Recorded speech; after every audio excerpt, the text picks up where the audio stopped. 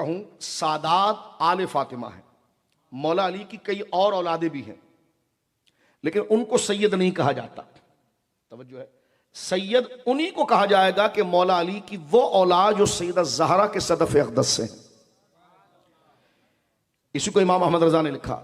लिहाजा एक बोली हमें यह भी सुनती हुई नजर आई कि हम सादात हैं और हमारा सिलसिला चलते हुए इमाम हुसैन तक पहुंचा, फिर इमाम हुसैन से मौला अली तक पहुंचा, फिर मौला अली से जनाब अबू तालिब तक पहुंचा, और इस पूरे शजरे में हमारे नाम मोहम्मद आया ही नहीं। समझ रहे आप? तो सैयद होकर ऐसी बात करना यह बहुत हल्की बात है। और फिर यह कहना माज़ अल्लाह कि हमारे पूरे शजरे में हम औलाद मोहम्मद कहलाते हैं। किसी ने कहा कहीं पर, और अहले सुन्नत को तंग करने वालों के ग्रोह में ये बात कर दी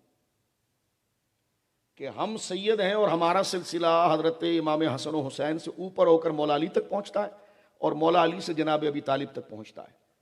तो इसमें कहीं पर भी नाम मोहम्मद, तो हम आले मोहम्मद तो कहीं नहीं आए, नाम तो अबू तालिब का आया। तो आगे वो क्या कहने लगे कि इसका मतलब यह है कि मोहम्मद अबू तालिब में जम हो गए। तो वहां बैठे हुए कुछ लोगों को मैं ये कहूं, आपको शर्म आनी चाहिए थी। यह कौन सी तारीफ का तरीका है अहले बैत का रदी अल्लाह ताला।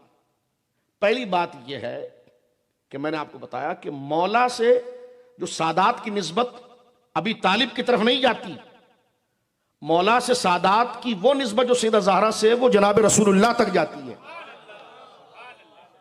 इसीलिए हुजूर ने फरमाया था कि फातिमा, हर बच्चा अपने ददियाल से पहचाना जाता है, लेकिन तेरी औलाद मुझसे पहचानी जाएगी।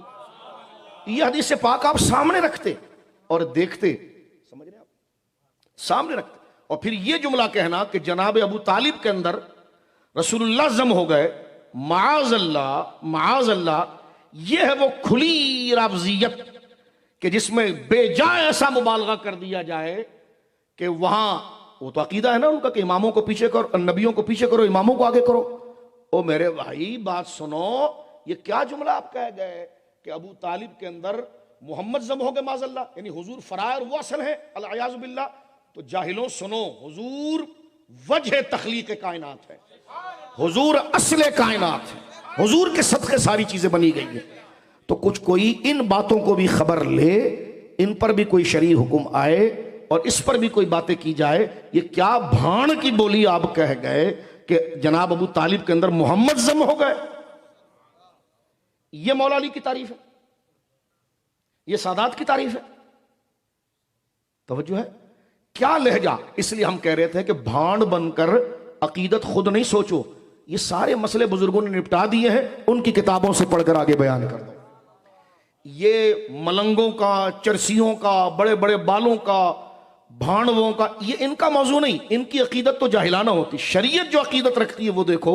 ये देखो कि इस मसले को गौस पाक ने कैसे निभाया है, दाता साहब ने कैसे निभाया, इमाम रब्बानी ने कैसे निभाया। तो लिहाजा सहाबाए किराम रिदवानुल्लाह अजमाइन की इज्जत और तौकीर में भी लिहाज के जुमले बोले जाए और हजरात अहले बैत के लिए भी लिहाज के जुमले बोले। तो लिहाजा सादात का सिलसिला जनाब अबू तालिब तक नहीं, जनाब रसूलुल्लाह तक पहुंचता है, क्योंकि ये, और वो पहुंचता मौला अली की निस्बत से नहीं, सैयदा ज़हरा की निस्बत से। कहां गई वो तकरीरें कि जो पढ़कर सुनाई जाती थी कि अली वो है कि जिसकी पुष्ट में अल्लाह ने मेरी औलाद को रखा है। तो पता चला अली की पुष्ट में औलाद अबू तालिब की नहीं, मोहम्मद रसूलुल्लाह की है।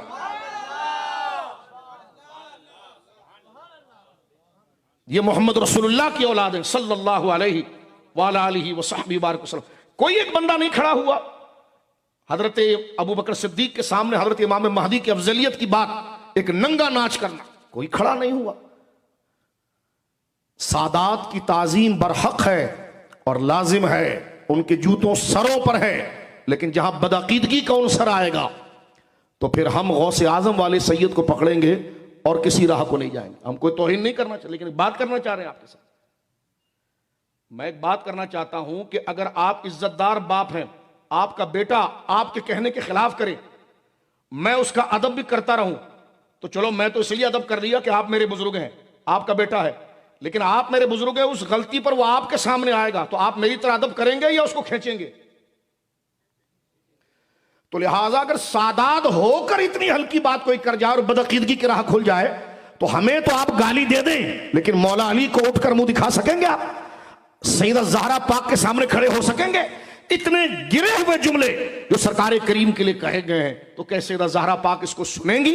हमें तो आप बांध बांध कर कहेंगे कि सादात का अदब हो। सादात का अदब बरहक है, लाजिम है, लेकिन अकीदा मुकद्दम है, अहले सुन्नत मुकद्दम है। सैयद पढ़ा लिखा भी ना हो तब भी ताजीम की जाएगी, सैयद मजदूर भी हो तब भी ताजीम होगी, सैयद जेब से कल्लाश और खाली हो तब भी ताजीम होगी, लेकिन जब वो सुन्नी हो और अकीदा ठीक ना हो तो मजदूर सैयद तो क्या खुद को पीर भी कहेगा तो नहीं मानेंगे, और अगर अकीदा दुरुस्त हो तो पीर साहब होना तो बहुत इज्जत वाली बात है। वो उनके घर का वो अगर आम मजदूर भी हो और हमें पता चल जाए ये सैयद है और है अकीदा दुरुस्त, तो वो हमारे लिए दिल का चैन और इज्जत के लायक बनेगा।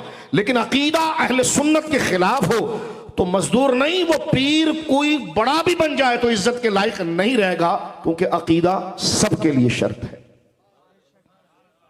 अमल में कमजोरी हो जाती है, अमल में कमजोरी हो गई तो अमल की कमजोरी की वजह से नस्ब की इज्जत नहीं जाती। आला हज़रत इमाम अहले सुन्नत ने मजदूर को क्या कहा कि डोली में तुम बैठो, मैं नीचे बैठूंगा। इमाम आजम अबू हनीफा रहमतुल्लाह अलैह दर्स देते हुए सैयदों के बच्चों को देखकर खड़े हो जाते थे। ये सब बरहक है, इसके खिलाफ सोचा भी नहीं जा सकता, लेकिन जब ऐसी बात कर दी जाए जो खुद बाबा जान के खिलाफ हो, जो खुद दादा जान के खिलाफ हो, और दादा जान जो अहले सुन्नत के बानी है उनके खिलाफ हो, तो फिर इसको सादात की तौहीन नहीं, आपने गलती कर दी। और आला हज़रत से पूछा गया ना कि सैयद अगर ऐसी बात कर जाए कि जो हद उस पर लगे, तो फरमाया कि हम उसको भी तंबीह करेंगे, उसको भी तंबीह करेंगे, लेकिन सजा देते वक्त ये सोचेंगे कि शहजादे के पांव में कीचड़ लग गया है, हम उसको साफ कर रहे हैं। ये जुमले भी जब कहे गए हैं कि जब वो खुद सुन्नी रहे, जब वो खुद, मेरे जुमला समझ रहे, सुन्नी। लेकिन जब इस किस्म की बाण बोलियां हो कि वो सरकार उसमें जम हो गए, हाँ, और इस किस्म की बोलियां हो कि हजरत जकरिया दरख्त के अंदर चले गए तो उनको काट दिया गया, इमाम हुसैन ने किसी दरख्त की पनाह न ली, तो अंबिया का रुतबा नीचे दिखाया जाए, तो फिर यहां पर कोई गुंजाइश नहीं होगी। यहां शरीयत को देखा जाएगा, असल सादात को देखा जाएगा कि जिनके शजरे वाक़िअतन साबित लाजिम सबके लिए लायक ताज़ीम। तो लिहाजा ये वो बैलेंस है मेरे दोस्तों बुजुर्गों, ये नहीं हो सकता। ताज़ीम सादात की लाजिम है, मैंने जिस तरह आपको कहा लाजिम है, लेकिन मैं ये जुमला कहना चाहता हूं कि आप पर भी लिहाज लाजिम है। अज़वाज मुतहरात को क्या कहा गया? हालांकि वो ऐसी हरकत नहीं करती। अल्लाह ने जब उनको आयत तत्हीर उतारी तो फरमाया अल्लाह रब्बुल आलमीन अगर तुमने खता की तो तुम्हें दैफैन, दोहरा अजाब दिया जाएगा। इसी दाता साहब रहमतुल्लाह अलैह ने मकतूबात में लिखा अपने कश्फुल महजूब में कि सरकार इमाम जाफर सादिक तशरीफ लाए। हजरत बायज़ीद बिस्तामी के कोई बुजुर्ग थे, उन्होंने कहा जा इब्नु रसूलिल्लाह सल्लल्लाहु अलैहि वसल्लम कि देखो मजमे में रसूलुल्लाह के बेटे आए, उनसे बड़ी क्या बात होगी, इमाम जाफर सादिक से बड़ा कौन सैयद होगा, और उनकी शान कितनी आला है। लेकिन आप धाड़े मार कर रोने लगे और हाथ पकड़ कर बायज़ीदिया उनका कहा, फरमाया ये जुमला मुझसे नहीं कहना। कह लगे हुजूर अगर आप नहीं तो फिर कौन? फरमाया मैं तो ये डर रहा हूं कि अपने नाना को क्या मुंह दिखाऊं। तो वो कहते हैं मुझ पर रिक्कत तारी हो गई कि जिनको खुदा ने शर्फ दिया है वो कानून शरीयत के आगे ऐसे कांप रहे हैं, तो मेरा हाल क्या होगा। तो लिहाजा अकीदत को तवाज़ु में रखना है, और तवाज़ु में रखना है शरीयत के दायरे के अंदर। तवज्जो है आपकी? शरीयत के दायरे।